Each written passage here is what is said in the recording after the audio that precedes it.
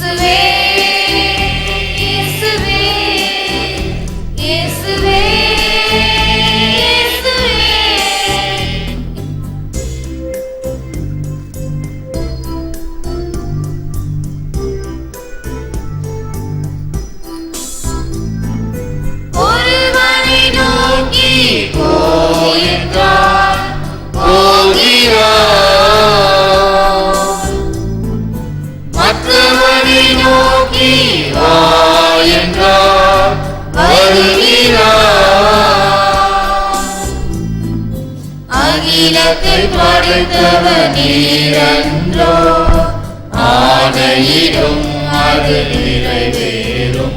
இந்த அகிலத்தை படைத்தவர் நீரன்றோ, ஆணையிடும் அது நிறைவேறும். ஒரு வார்த்தை சொன்னால் போதும், என் ஊழியன் குணமடைவான், என் ஊழியன் குணமடைவான்.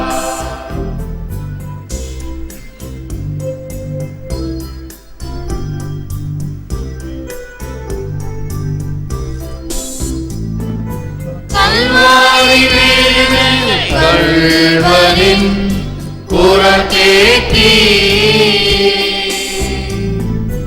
இன்றே வான்வீட்டில் இருப்பாய் சொன்னீரே. வாழ்வுக்கு வழிகாட்டும் நல்விளக்கு, வான்வீட்டில் எவை சேர்க்கும் உன் வாக்கு. எம் வாழ்வுக்கு வழிகாட்டும் நல்விளக்கு, வான்வீட்டில் எமை சேர்க்கும் உன் வாக்கு. ஒரு வார்த்தை சொன்னால் போதும், என் ஊழியன் குணமடைவான், என் ஊழியன் குணமடைவான்.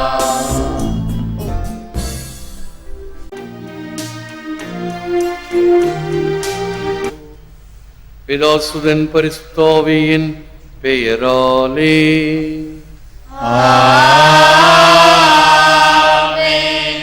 ஆண்டவர் உங்களோடு இருப்பாராக.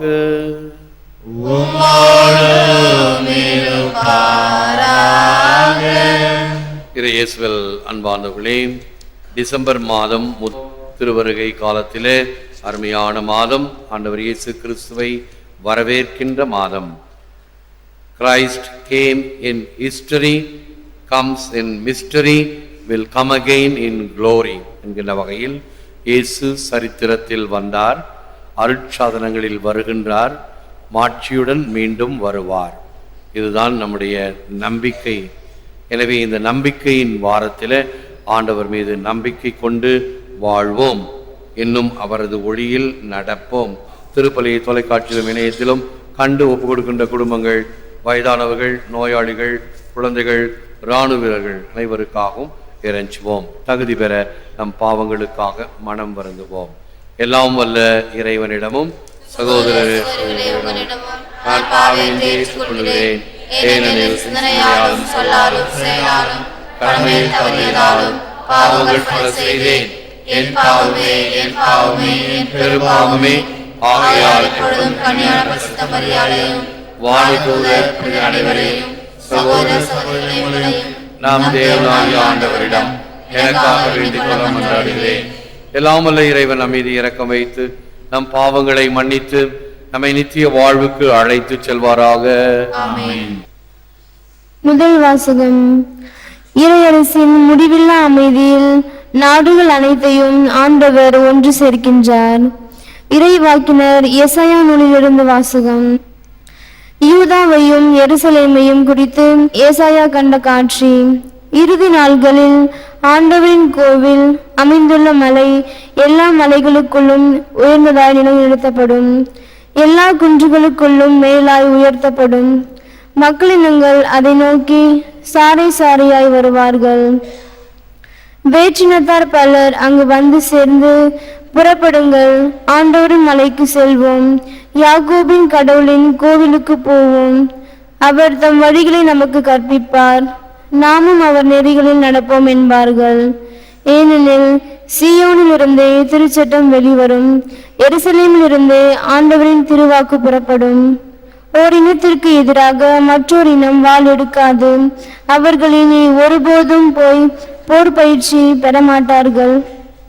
யாக்கோபின் குடும்பத்தாரே, வாருங்கள், நம் ஆண்டவரின் ஒளியில் நடப்போம். இது ஆண்டவர் வழங்கும் அருள்வாக்கு. இறைவா உமக்கு நன்றி.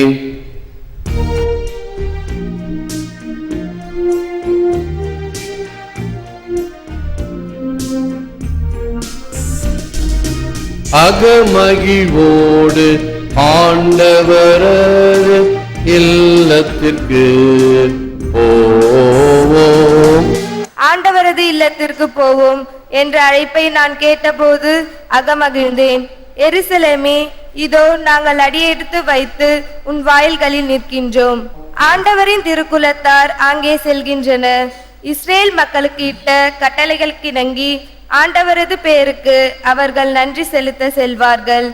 அங்கே நீதி வழங்க அரியணைகள் இருக்கின்றன. அவை தாவீது வீட்டாரின் அரியணைகள். எருசலேமில் சமாதானம் நிலைத்திருக்கும்படி வேண்டிக் கொள்ளுங்கள். உன்னை விரும்புவோர் வளமுடன் வாழ்வார்களாக.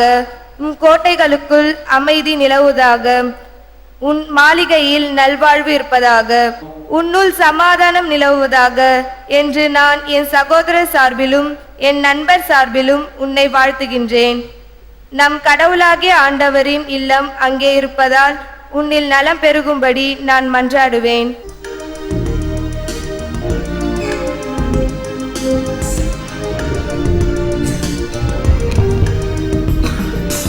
அல்லேலூயா அல்லேலூயா அல்லேலூயா அல்லேலூயா. கடவுளே, எங்களை முன்னே நன்னிலைக்கு கொணர்ந்தருளும். எம்மை மீட்குமாறு உமது முகவொளியை காட்டியருளும்.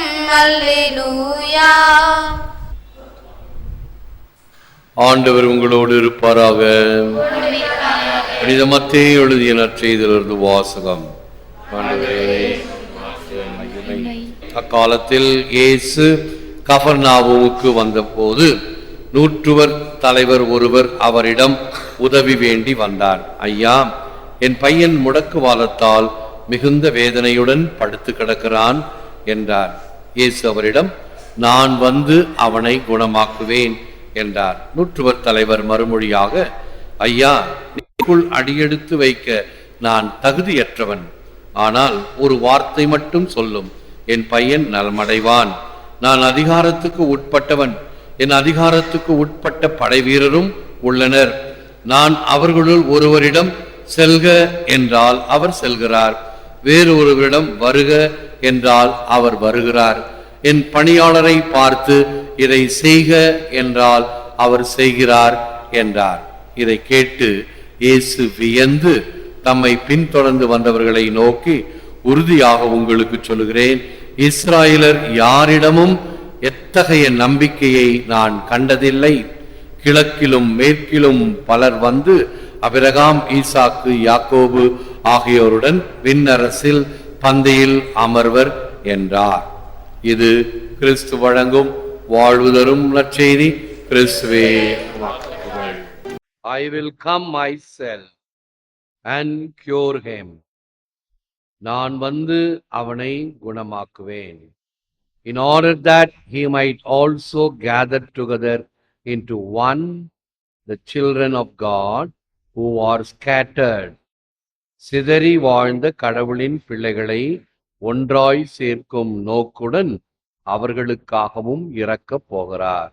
கிரேஸ்வர் அன்பான சகோதரர் அன்பான பிள்ளைகளே, அன்பான தொலைக்காட்சி விசுவாசிகளே, திருவருகை காலத்தில் இருக்கிறோம். நான் வந்து அவனை குணமாக்குவேன். நானே வந்து யாரையும் என் பிரதிநிதியாக அல்ல என்று இயேசு அந்த நம்பிக்கை வார்த்தைகளுக்கு அவர் உடன் பணிகிறார். அந்த நூற்றுவர் தலைவன் யூதன் அல்ல, தனக்காக அல்ல, தன்னுடைய ஊழியக்காரனுக்காக, தன்னிடம் வேலை செய்பவனுக்காக நலம் வேண்டி இயேசுவிடம் வந்து ஆசிக்கிறான். அதுவும் ஒரு வார்த்தை சொன்னால் போதும், இங்கிருந்து உமக்கு அந்த அதிகாரம் இருக்கிறது என்பதை உணர்ந்தவனாக கூறியதால் பாருங்கள், இயேசு அந்த அற்புதத்தை செய்கிறார். இருந்த இடத்திலிருந்து அவனை குணமாக்குகிறார். யாரையும் பிரதிநிதியாக அனுப்பவில்லை. பெரிய சயின்டிஸ்ட் ஒருவர் பல இடங்களில் போய் அறிவுரைகளை கொடுக்க வேண்டும். டிஸ்கோர்சஸ், சயின்டிபிக் டிஸ்கோர்சஸ் கொடுக்க வேண்டும். ஒரு முறை அவர் ரொம்ப களைப்பா போயிட்டார், முடியல. அப்ப அந்த டிரைவர் சொல்லுவார், சார் உங்க பேச்சு கேட்டு கேட்டு எனக்கு நல்ல மனப்பாடம் ஆயிடுச்சு, உங்களுக்கு பதிலா நான் போய் அந்த டாக் கொடுக்குறேன். சரி போய் கொடுன்னு சொல்லி இவர் கார்ல உட்கார்ந்துருக்கிறார். இவன் போய் டாக் கொடுக்குறான். அதே அவர் சொன்னதையே நல்ல மனப்பாடமா தெரிஞ்சதுனால கொடுத்து முடிச்சிடுறான். கூட்டத்திலேருந்து ஒருத்தர் எழுந்து சந்தேகம் கேட்கிறார். ஒரு சந்தேகம் என்று கேட்கிறாங்க. இவனுக்கு பதில் தெரியல. என்னடா செய்யுதுன்னு சொல்லி சமயோஜித புத்தியா என்ன சொல்றான் தெரியுமா? இந்த கேள்விக்கு உங்களுக்கு பதில் தெரியாதா? என்னுடைய டிரைவர் சொல்லுவார், நான் கூட்டிட்டு வரேன் அப்படின்னு சொல்லி அவரை கூட்டிட்டு வந்து பதில் சொல்லுவோம். ஆக இவைகள் பிரதிநிதியாக செயல்படும் பொழுது வேண்டுகின்ற நேரத்தில் என்ன செய்வது என்று அவர்களுக்கு தெரியாது. இயேசுவினுடைய சீடர்களுக்கும் அப்படித்தான் நேர்ந்தது. இயேசுகிட்ட வந்து கேட்குறாங்க, இயேசுவே, ஆண்டவரே, தலைவரே, நாங்க எல்லா பேயும் ஓட்டணும், இந்த ஒரு பேய் மட்டும் ஓட மாட்டேங்குதே, என்ன அர்த்தம்? அப்ப இயேசு அவனை கூட்டிட்டு வாங்க, அந்த பேய் பிடிச்சவனை. இந்த பேய் பிடிச்சவனுடைய அப்பா கேட்பாரு, ஐயா, நான் எல்லா இடத்துக்கும் போனேன், எல்லார்கிட்டையும் போனேன், ஒன்றும் நடக்கல. உங்க சீடர்கள்கிட்டையும் போனேன், அவங்களாலையும் முடியல. அப்ப இயேசு கண்களை மூடி ஜெபித்து அந்த பேயை ஓட்டுவார். இவங்க மேலே எங்கேயும் பார்ப்பாங்க இயேசுவை. அவங்கெல்லாம் போன பிறகு இயேசுகிட்ட கேட்பாங்க, பாருங்க, நம்ம ஓட்டினோம் அந்த பேய் ஓடல, அவர் ஓட்டினோன்னு அந்த பேய் ஓடிடுச்சே. அப்ப இயேசுகிட்ட கேட்பாங்க, ஏன் எங்களால அந்த பேயை ஓட்ட முடியல? அப்ப இயேசு சொல்லுவார், இப்படிப்பட்ட பேய்களை ஓட்ட வேண்டும் என்றால் இன்னும் அதிகம் செபிக்க வேண்டும், அதிகம் உபவாசம் இருக்க வேண்டும். இயேசு ஜெபித்தார், தனியாக கருக்களிலே எழுந்து சென்று ஜெபித்தார், இரவிலே அதிக நேரம் ஜெபித்தார், தந்தையிடம் ஜெபித்தார். அவருக்கு வல்லமை இருந்தாலும் தந்தையோடு தொடர்பு கொண்டு ஜெபித்த வண்ணமாக இருந்ததினால் வல்லமை அவருக்கு இருந்தது. அவருடைய ஆடைக்கு கூட வல்லமை இருந்தது. ஆடையை தொட்ட பெண் குணமானாள் என்று படிக்கின்றோம். ஏசாயா 2:5, let us walk in the light of the Lord. வாருங்கள், நாம் ஆண்டவரின் ஒளியில் நடப்போம். ஆண்டவர் எந்த ஒளியிலே நடக்க வேண்டும் என்று விரும்புகிறாரோ, அந்த ஒளியை காட்டுகிறாரோ, வழியை காட்டுகிறாரோ, அதன் வழி நடக்க வேண்டும். என்னுடைய சித்தத்தின்படி அல்ல, அல்லது குதர்க்கமாக பேசிக்கொண்டு அல்ல. அப்போஸ்தலர் மனசுக்குள்ளார நினைச்சுக்கிட்டாங்க இல்லையா, இந்த பேயை ஓட்டுவதற்கு எங்களுக்கு ஏன் சக்தி இல்லை, வல்லமை இல்லை என்று குறைபாடு கொண்டது போல இல்லாமல் அவர்கள் செயல்பட வேண்டும். எப்படி? ஆண்டவருடைய வழியிலே நடந்தோம் என்றால். இந்த திருவருகை காலத்துல ஞாயிற்றுக்கிழமை தோறும் நாம் இந்த முதல் வாரத்திற்கு ஒரு மெழுகுதிரி, அந்த முதல் வாரத்தினுடைய கருத்து ஹோப் இன் த லார்ட், ஆண்டவர் மீது நம்பிக்கை கொண்டிரு. இந்த நம்பிக்கை தான் நமக்கு மிகப்பெரிய பலம். ஆகவே இந்த நம்பிக்கை வைத்து நாம் செயல்பட வேண்டும். None goes his way alone. All that we send into the lives of others comes back into our own. யாரும் தனித்து செல்வதில்லை. முற்பகல் செய்யின் பிற்பகல் விளையும். என்ன நாம் செய்கின்றோமோ அது நமக்கு கண்டிப்பாக நிச்சயமாக வரும். இதில் மாற்று கருத்தே இல்லை. நல்லது செய்தால் நல்லது வரும், தீயது செய்தால் தீயதுதான் வரும். தீயது செய்துவிட்டு பிறகு ஆண்டவரே மன்னிச்சுடுங்க, இரக்கம் காட்டுங்க என்றால் ஆண்டவர் என்ன கூறுவார் தெரியுமா? இரக்கத்தின் காலத்தில் இரக்கத்தை கொடுப்பேன், ஆனால் நீதியின் காலத்தில் நீதியைத்தான் நிலைநாட்டுவேன். அப்ப இரக்கம் செயல்படாது. ஆகவே இரக்கத்தின் காலம் இருக்கிறதா? ஆண்டவர் இரக்கம் காட்டுகிறாரா? அந்த நேரத்தில் இரக்கத்தை இறைஞ்சுவோம், இரக்கம் கிடைக்கும். ஆனால் அது முடிந்த பிறகு நீதியின் காலம் வரும் பொழுது இரக்கத்தை மன்றாடினால் இரக்கம் கிடைக்காது. ஆண்டவர் என்ன சொல்லுவார்? நீ யார் என்று எனக்கு தெரியாது. ஐயோ ஆண்டவரே ஆண்டவரே, நாங்க இதை செஞ்சோமே அதை செஞ்சோமே, அப்படி பண்ணோமே இப்படி பண்ணோமே, எனக்கு தெரியாது. கராரா சொல்லிடுவார் ஆண்டவர். அப்ப போய் இரக்கம் காட்டக்கூடாதா? பங்கு அனுபவத்துல நிறைய உண்டு. வாழ்நாள் எல்லாம் கோயில் பக்கமே தலை வச்சு கூட படுத்திருக்க மாட்டான். கடைசி நேரத்துல அவஸ்தை பூசை வேணும், நன்மை வேணும், அப்பதான் கடைசி காலம் ஞானம் வந்து கண்கட்ட பிறகு சூரிய நமஸ்காரம்னு சொல்றது போல. அப்பொழுது நான் மாட்டேன் என்று மறுப்பேன்.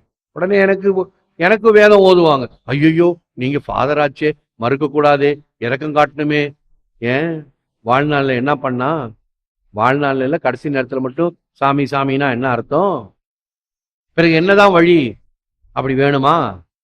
ஏசுகிட்ட 4 பேர் தூக்கிட்டு வந்தாங்க இல்லையா, கூரையை பிரிச்சு கீழே இறக்குனாங்க இல்லையா, உனக்கு விசுவாசம் இருக்கு இல்லையா, கூட்டிட்டு வா இங்க கோயிலுக்கு. நடக்க முடியாது, வண்டியில வச்சு கூட்டிட்டு வா. அப்படி ஒரு அனுபவம். அப்பொழுது மரியாயின் சேனை கூட்டம் நடந்தது. வாங்க நாம எல்லாரும் சேர்ந்து ஜெபிப்போம். யாருக்காக?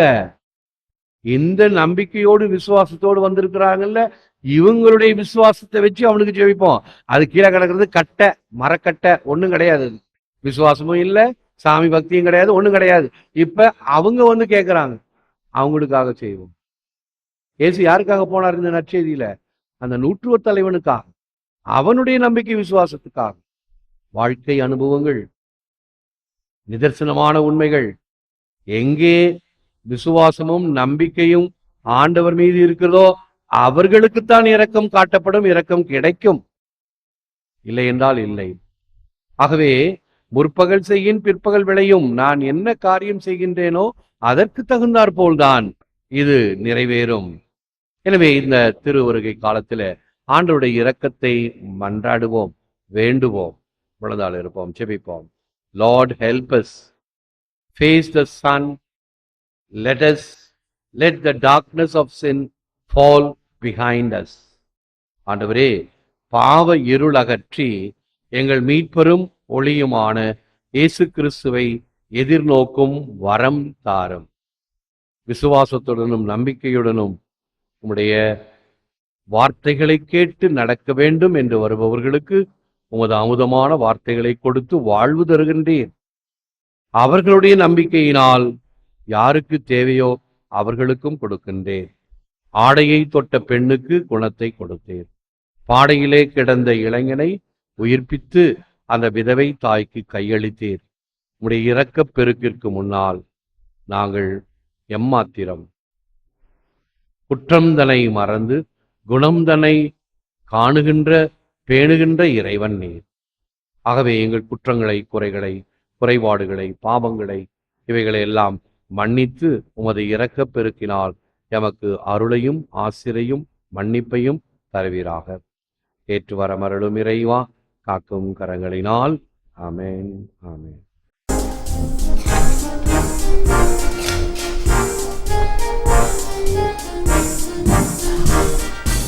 இறைவா உந்தன் அருள்வாக்கு என் உள்ளத்தில் எரியும் ஒளி விளக்கு, இன்றதன் வழியில் நடப்பதற்கு என்றும் நல்ல வாழ்விற்கு. ஆதியிலே மொழியுரைத்தாய் அத்தனையும் ஆகியதே, அன்று வீதியிலே மொழியுரைத்தாய் விந்தைகள் பல விளைந்தனவே. பார்வையிலே ஒளியாக வீதினில் துணையாக உந்தன் போதனையை இன்று நான் கேட்க, இறைவா நீ பேசு, இறைவா நீ பேசு. உன் பாதம் அமர்ந்திருந்து உன் சொல்லை பகிர்ந்துண்ட அந்த மரியாதை போன்றிங்கே உன் பாதம் அமர்ந்துள்ளே. அழுகின்ற குழந்தைக்கு நல்ல முதூட்டும் தாயாக உந்தன் சொல்லாமுதை இங்கு நான் கேட்க, இறைவா நீ பேசு, இறைவா நீ பேசு. இறைவா உந்தன் அருள்வாக்கு என் உள்ளத்தில் எரியும் ஒளி விளக்கு, இன்றதன் வழியில் நடப்பவர்க்கு என்றும் நல்ல வாழ்விற்கு. ஆன்மீக தயாரிப்பு. இந்த தயாரிப்புக்கு நான் எப்படி முக்கியத்துவம் கொடுக்கின்றோம், பெற்றிருக்கிறோம் ஞானோபதேசமாக. ஆக எது தேவை என்பதை உணர வேண்டும். ஆண்டவருடைய அருள்வாக்கு அதோ அதன் ஒளியில் நடக்க வேண்டும். பல வகைகளிலே இன்னும் அதிகமாக இந்த விழிப்புணர்வு பெற வேண்டும், ஆன்மீக எழுச்சியை பெற வேண்டும் என்பதை இந்த நாட்களிலே நாம் கருத்தாக வைத்து ஜெபிப்போம். இன்னும் ஒரு சில இதெல்லாம் செய்வாங்க, கிறிஸ்மஸ் ஃப்ரெண்ட்ஸ் அப்படின்னு சொல்லி சீட்டு போட்டு எடுத்து வச்சுக்குவாங்க, அவங்களுக்காக ஜெபித்தல். இவெல்லாம் நல்ல பழக்கங்கள். ஜெபிப்பதற்காக இவைகளை நாம் செயல்படுத்துவோம். நன்றி எழுந்திருப்போம், ஆசை பெறுவோம். ஜெபிப்போமாக. வானக தந்தையே, இம்மறை நிகழ்ச்சிகளை அடிக்கடி கொண்டாட எங்களுக்கு வாய்ப்பளிப்பதற்காக உமக்கு நன்றி கூறுகிறோம். எங்கள் அன்றாட வாழ்க்கை சூழலில் நிறைவான வாழ்வின் நம்பிக்கையில் நாங்கள் பற்றுறுதி கொள்ளவும், அவ்வாழ்வை நோக்கி என்றும் பயணம் செய்து கொண்டிருக்கவும் அருள்வீராக. எங்கள் ஆண்டவராகிய கிறிஸ்து வழியாக உம்மை மன்றாடுகிறோம். ஆண்டவர் உங்களோடு இருப்பாராக.